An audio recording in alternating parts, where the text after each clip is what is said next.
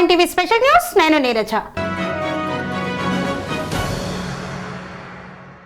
నిరుపేదల కోసం ఎన్నో పథకాలు ప్రవేశపెట్టామంటోంది ప్రభుత్వం.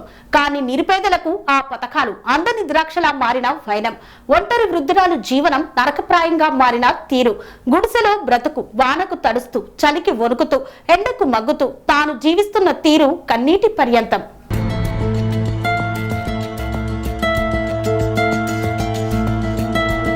అరచేతిలో ప్రాణాలు పెట్టుకొని చీకట్లో దీపం వెలుగుతో దీనంగా వెళ్లదీస్తున్న గూర్లె కమలకి గూడు కరువైంది.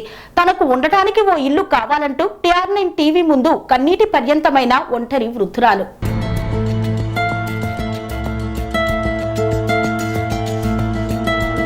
కొమరం భీం ఆసిఫాబాద్ జిల్లా కౌటాల మండలంలోని గురుడుపేట గ్రామంలో వెలుగులోకి వచ్చిన ఓ వృద్ధురాలి దయనీయ జీవితం ప్రతి ఒక్కరిని కలిచివేస్తోంది.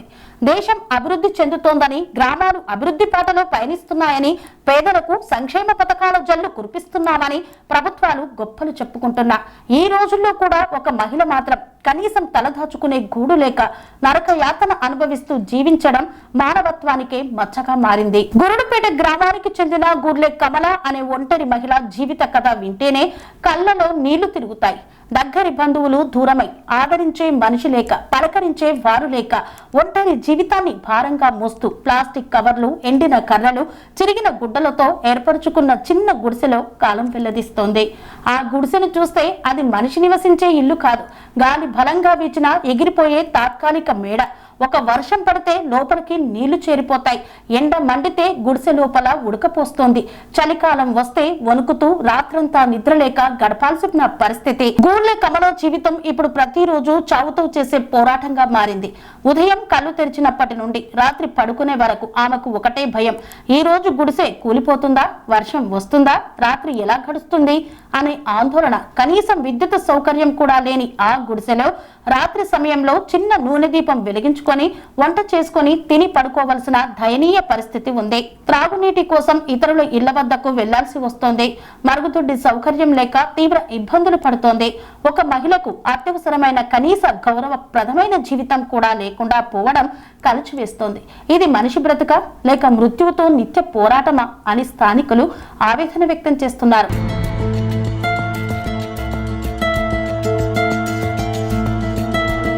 ఇటీవల గ్రామంలో నివసిస్తున్న కులగణన సర్వే సందర్భంగా ఇంటింటికి తిరిగిన ఎన్యూమిలేటర్ దృష్టికి కమల పరిస్థితి రావడంతో గ్రామమంతా ఒక్కసారిగా చర్చకు దారితీసింది. అధికారులు గుడిసెలోకి వెళ్లి ఆమె పరిస్థితిని చూసేసరికి క్షణం పాటు మాటలు రాలేని పరిస్థితులు ఉన్నాయని చెప్పారు. ప్రభుత్వం పేదల కోసం సర్వేలు చేస్తోంది, సంక్షేమ పథకాలు అందిస్తోంది, అర్హులను గుర్తిస్తున్నామని ప్రచారం చేస్తోంది.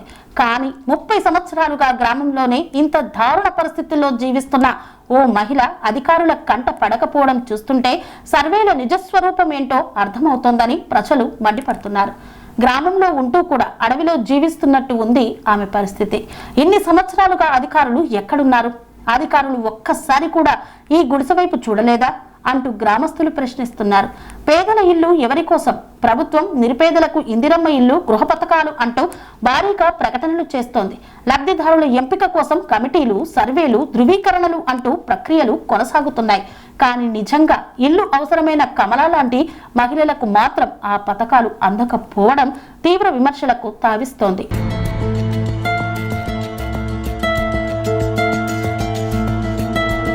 గ్రామంలో పూరి గుడిసెలో జీవిస్తున్న కమల వంటి వృద్ధురాలు అర్హురాలు కాకపోతే మరెవరు అర్హులు అని ప్రజలు ప్రశ్నిస్తున్నారు. అర్హుల ఎంపికలో సంబంధిత సిబ్బంది పూర్తిగా విఫలమయ్యారు. కాగితాలపై పేదలు ఒకలా, వాస్తవాల్లో మరోలా ఉన్నారు అని మండిపడుతున్నారు.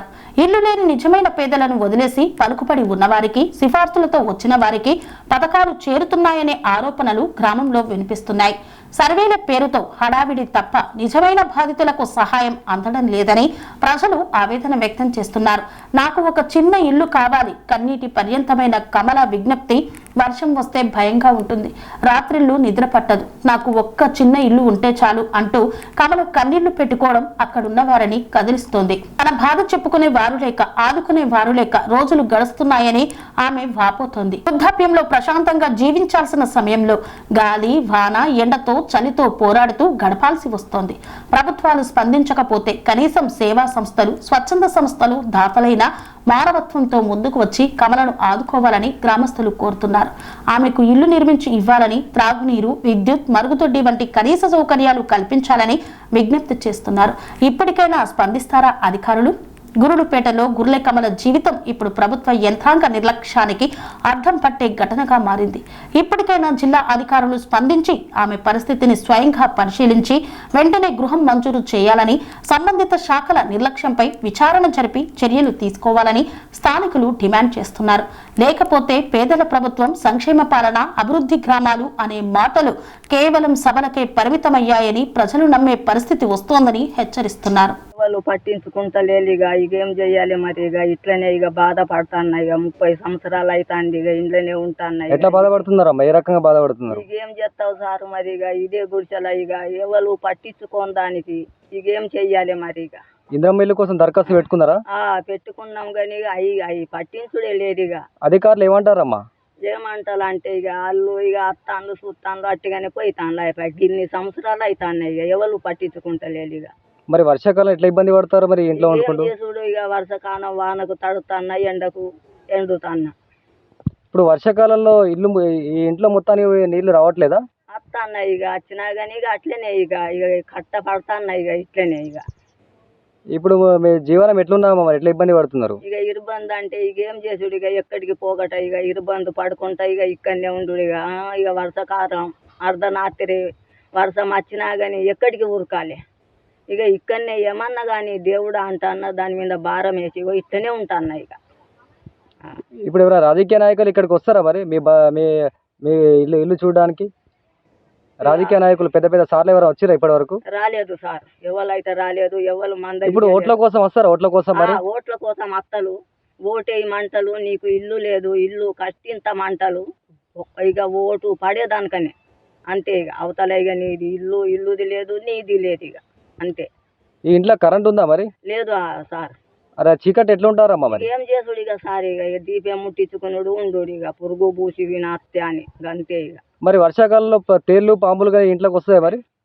ఇక అత్త ఇక ఏం చేస్తారు మరి? ఎట్లమ్మా మరి? భయం గుప్పెట్లో ఎట్లా మరి జీవనం కొనసాగిస్తున్నారు? ఇక ఏం చేసుడు సార్? ఇక ఎక్కడికి పోవాలి? ఇక భయపడ్డా కానీ. ఇక మీరు ఇంట్లో ఎందరు ఉంటారమ్మా? ఒక్కదాన్ని. అంటే మీకు ఎవరు లేరా? లేరు, ఎవరు లేరు సార్. ఇక నేను ఒక్కదాన్నే ఉన్నా, ఎవరు లేరు. నానమ్మ చనిపోయిండ్రు. ఇక అక్క బావ తెచ్చిండ్రు అప్పుడు చిన్నగా ఉంటే. ఇక్కడ ఇగో అక్కల అంబలో నీళ్ళు కాసుకో తాను ఉంటబ్బా అన్నది. ఇగో గింత ఇచ్చింది జాగా. ఇగో గింట్లోనే ఇక పడి సత్తాన్నాయి.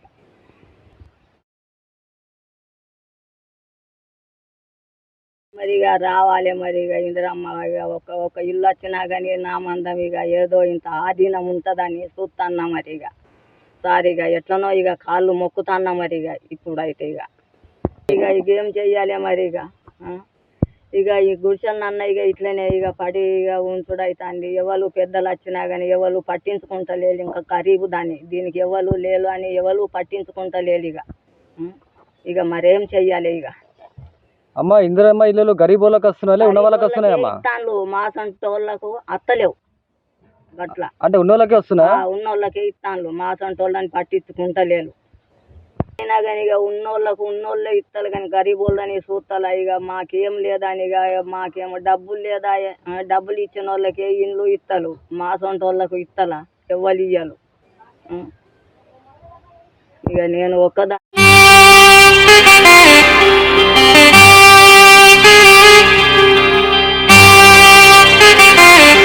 శ్రీ సమ్మక్క సారక్క జ్యోతిష్యాలయం శ్రీ సమ్మక్క సారక్క దేవతల ఆరాధనతో మంత్రసిద్ధి, వాక్సిద్ధి పొందిన కోయకురువు పి లక్ష్మణ్ రాజ్ గురూజీ.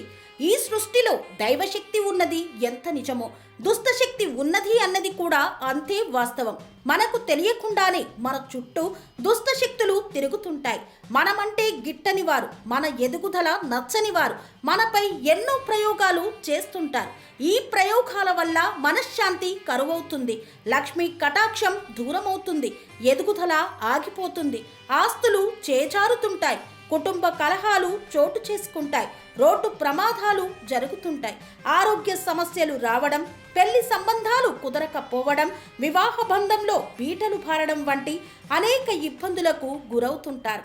దుష్ట శక్తుల ప్రభావం నుండి బయటపడడానికి, ఉద్యోగాన్ని పొందడానికి, ఉద్యోగ ఉన్నతికి, వ్యాపార అభివృద్ధికి, కోర్టు సమస్యల పరిష్కారానికి, రాజకీయ ఎదుగుదలకు, వ్యవసాయంలో మేటి దిగుబడి కోసం, పిల్లల భవిష్యత్తు ఉజ్వలంగా ఉండేందుకు ఒక్కసారి మీరు శ్రీ సమ్మక్క సారక్క జ్యోతిష్య ఆలయాన్ని సందర్శించండి. లక్ష్మణ్ రాజు గురూజీని కలవండి. మీ జీవితంలో ఉన్న సమస్త సమస్యలకు పరిష్కారం దొరుకుతుంది. నరఘోష, నాగదోషం, బాలగ్రహ దోషాలు, లక్ష్మీ కటాక్షం కోసం, ఆర్థిక అభివృద్ధి కోసం, కనుదిష్టి ప్రభావం, చెడు ప్రయోగాల నివారణ కోసం శక్తి పూజలు చేసి శాశ్వత పరిష్కారం చూపుతూ యంత్రాలు ఇవ్వబడును.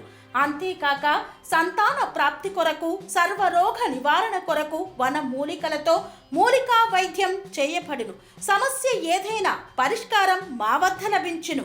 నమ్మకంతో రండి, ఆయురారోగ్యాలతో వర్ధిల్లండి. మా అడ్రస్ శ్రీ సమ్మక్క సారక్క జ్యోతిష్యాలయం, కోంపల్లి కమాన్ వద్ద, కోంపల్లి, మేడ్చల్, మల్కాజ్గిరి జిల్లా. సంప్రదించవలసిన ఫోన్ నంబర్ 6369684174.